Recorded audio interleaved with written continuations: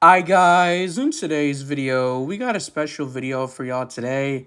And today we're going to be talking about 5 players in the NBA that are currently playing right now that should deserve to be an all-star for the first time. And I'm going to be honest guys, this was not a video that I was expecting to make. This was like a last minute video. And I thought this would be an interesting topic to talk about. You guys in the comment section, let me know what y'all think. And there wasn't really much to talk about because, trade deadline is coming soon and it's all been rumors.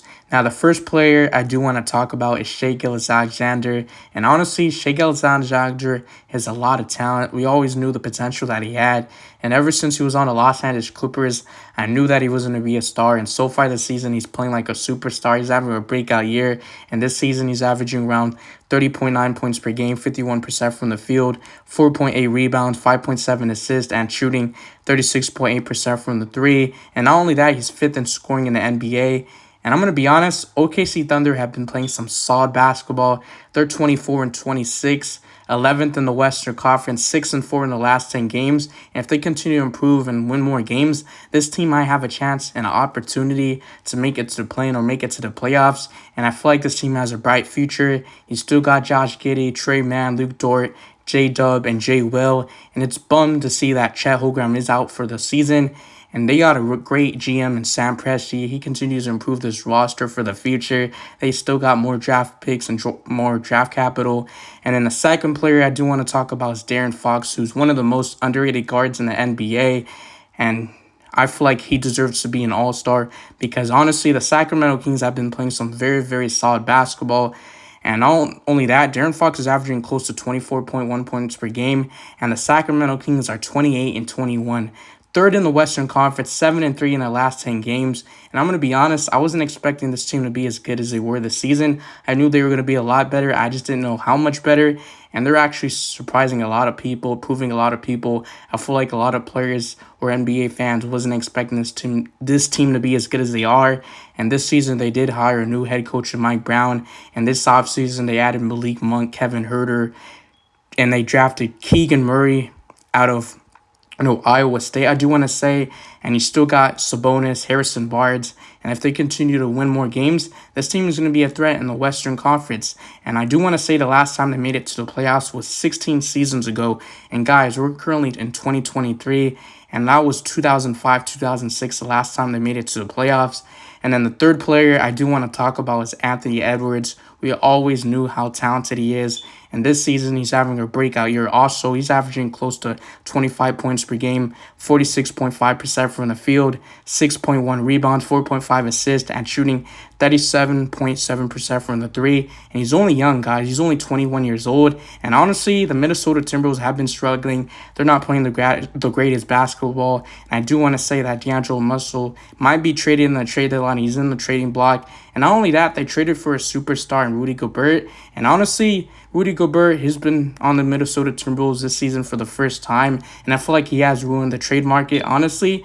And then the fourth player I do want to talk about is Jalen Brunson. And not only that, he signed a 4-year contract for the New York Knicks, and we all know how talented he is, and he's going to be the star of this team. I feel like he does deserve to be an all-star because we all know when he was on the Dallas Mavericks, he was like the second, sometimes first or second option behind Luka Doncic.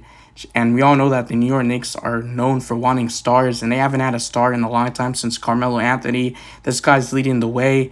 And not only that, they got a good head coach in Tom Thibodeau, and his dad is a part of the coaching staff on the New York Knicks. And not only that, he's averaging close to 22.8 points per game, 46.9% from the field, 3.5 rebounds, 6.2 assists, and shooting 39.4% from the three and 34.6 minutes per game. And not only that, the Knicks are playing some very solid basketball with Julius Randle and RJ Barrett. And if this team continues to improve, I feel like this team has a chance to make it to the Eastern Conference and make it to the playoffs. And this team is surprising a lot of people. We all know that start of the season, they play some very solid basketball and then they fall apart.